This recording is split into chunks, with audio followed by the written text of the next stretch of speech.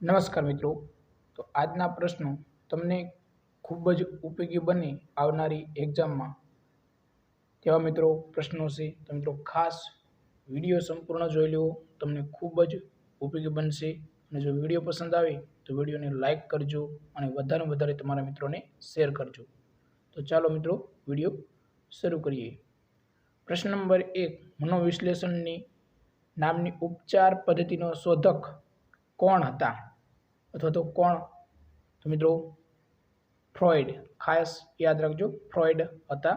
પ્રશ્ન number 2, MKS પદ્ધતિમાં કાર્યનો એકમ કયો છે? તો જવાબ હશે જૂલ. પ્રશ્ન નંબર 3 જોઈએ, લેસર કિરણોના શોધક કોણ છે? તો જવાબ હશે મિત્રો TM મેયમેન. પ્રશ્ન નંબર 4, ચિકાસ માપવા માટે કયું સાધન વપરાય છે? તો જવાબ હશે મિત્રો વિસ્કોમીટર વપરાય છે. જો મિત્રો તમારે ટેલિગ્રામ ચેનલમાં જોડાવું હોય તો ટેલિગ્રામ ચેનલની લિંક વિડીયોના ડિસ્ક્રિપ્શનમાં આપેલી છે. ખાસ મિત્રો ટેલિગ્રામ ચેનલની લિંક વિડીયોના ડિસ્ક્રિપ્શનમાં આપેલી છે, તો આજે જ જોડાઈ જજો. પ્રશ્ન નંબર 5, રુધિરાભિસરણનું કેન્દ્ર શરીરના કયા ભાગમાં આવેલું છે? તો જવાબ હશે મિત્રો હૃદયમાં આવેલું છે. પ્રશ્ન નંબર 6, કયા પદાર્થમાં કાર્બનનું સૌથી ઓછું પ્રમાણ હોય છે? તો જવાબ હશે મિત્રો પિગ આયર્નમાં સૌથી ઓછું પ્રમાણ હોય છે. પ્રશ્ન નંબર 7 જોઈએ, એનિમોમીટરથી શું મપાય છે? તો જવાબ હશે મિત્રો પવનની ઝડપ અને દબાણ માપવામાં આવે છે. પ્રશ્ન નંબર 8, ધરતીકંપના તરંગો કેવા પ્રકારના હોય છે? તો જવાબ હશે મિત્રો ઇન્ફ્રાસોનિક પ્રકારના હોય છે. પ્રશ્ન નંબર 9 જોઈએ, કયા વર્ગના પ્રાણીઓના શરીર પર બહિર્કંકાલ હોય છે? તો જવાબ હશે મિત્રો સસ્તન. ખાસ. પ્રશ્ન નંબર 10, કયા ગ્રહ પર સૌથી લાંબો દિવસ હોય છે? તો જવાબ હશે મિત્રો શુક્ર. પ્રશ્ન નંબર 11 જોઈએ, દિવસ અને રાત્રિ ક્યાં સરખા હોય છે? તો જવાબ હશે મિત્રો વિષુવવૃત્ત પર સરખા હોય છે.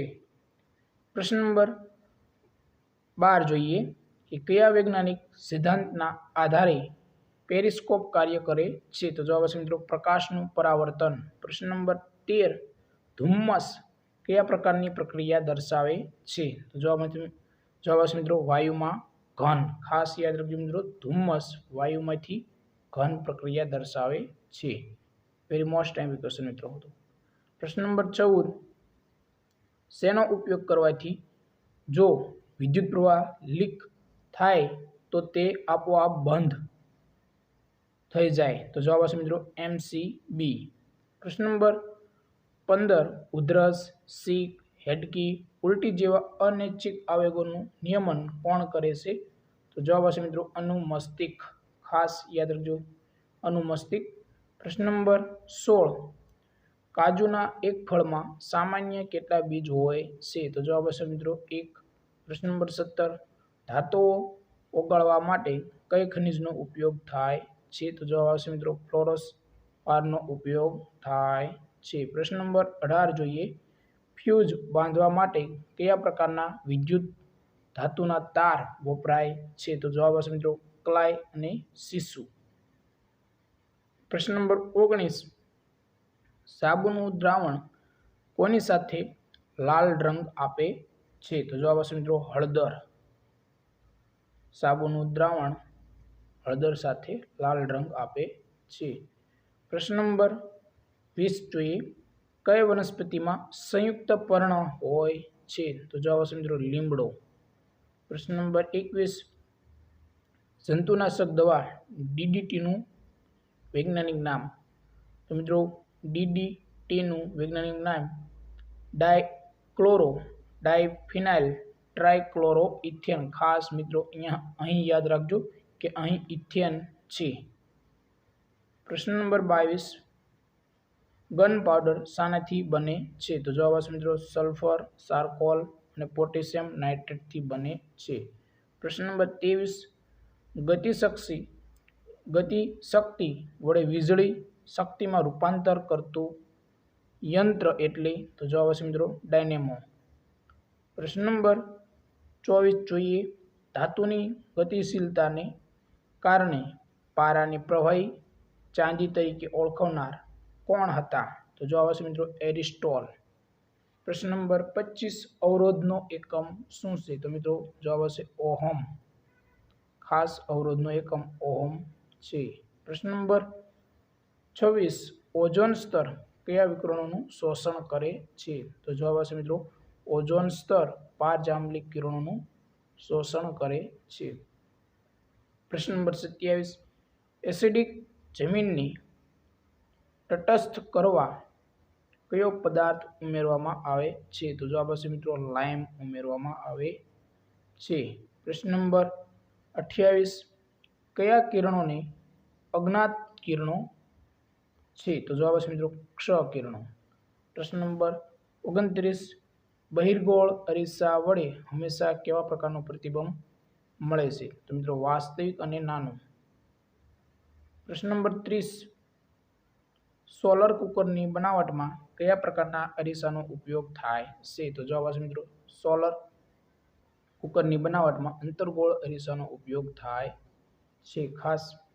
પ્રશ્ન નંબર 31. કેલ્શિયમ ઓક્સાઇડ એટલે? મિત્રો કળી ચૂનો એટલે કેલ્શિયમ ઓક્સાઇડ. ખાસ યાદ રાખજો. પ્રશ્ન નંબર 32.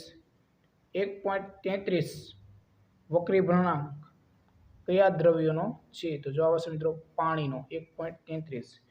પ્રશ્ન નંબર 33. એક કરતાં વધુ પ્રકારના કોષો ધરાવતી પેશી એટલે? જટિલ સ્થાયી પેશી. જટિલ સ્થાયી પેશી એક કરતાં વધુ પ્રકારના કોષો ધરાવતી પેશી એટલે જટિલ સ્થાયી પેશી.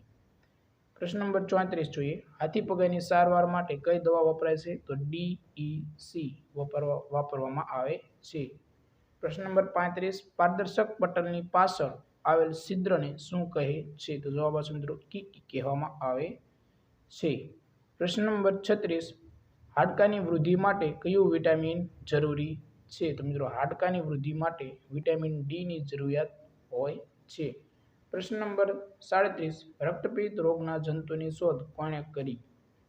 તો જવાબ આવશે મિત્રો રક્તપિત્ત જંતુના એટલે કે રોગના જંતુની શોધ ડોક્ટર આર્મર હેન્સન દ્વારા કરવામાં આવી હતી. પ્રશ્ન નંબર 38 જોઈએ. સૂક્ષ્મજીવો કેટલા પ્રકારના હોય છે? તો મિત્રો સૂક્ષ્મજીવોના પ્રકાર 5 માનવામાં આવે છે. પ્રશ્ન નંબર 39 જોઈએ કે ડેન્ગ્યુના ટેસ્ટ માટે તાવ શરૂ થયાને કેટલા દિવસ બાદ લોહી લેવામાં આવે છે? તો જવાબ આવશે મિત્રો 5 દિવસ બાદ લોહી લેવામાં આવે છે. પ્રશ્ન નંબર 40 જોઈએ. કયા પ્રકારનો રક્તપિત્ત સમુદાય માટે વધુ જોખમી છે? તો જવાબ આવશે મિત્રો મલ્ટીબેસિલરી એટલે કે MB. મલ્ટીબેસિલરી. પ્રશ્ન નંબર 41 જોઈએ. ART સેન્ટર પર શેની સારવાર આપવામાં આવે છે? તો જવાબ આવશે મિત્રો HIVની સારવાર આપવામાં આવે છે. ART ઉપર HIVની સારવાર આપવામાં આવે છે. તો મિત્રો આજના પ્રશ્નો તમને કેવા લાગ્યા? જો પ્રશ્નો સારા લાગ્યા હોય તો વિડીયોને વધારે તમારા મિત્રોને શેર કરો. અને જો તમારી અવનવી ભરતીને લગતી માહિતી મેળવતા રહેવું હોય તો મિત્રો આપણે ટેલિગ્રામ ચેનલ છે જેની લિંક વિડીયોના ડિસ્ક્રિપ્શનમાં આપેલી છે. તો આજે જ જોડાઈ જાઓ ટેલિગ્રામ ચેનલમાં, તમને ખૂબ જ ઉપયોગી બનશે. તો કોઈ પણ પ્રશ્ન હોય તો તમે કોમેન્ટ બોક્સમાં જઈને કોમેન્ટ કરી શકો છો. જય હિન્દ મિત્રો.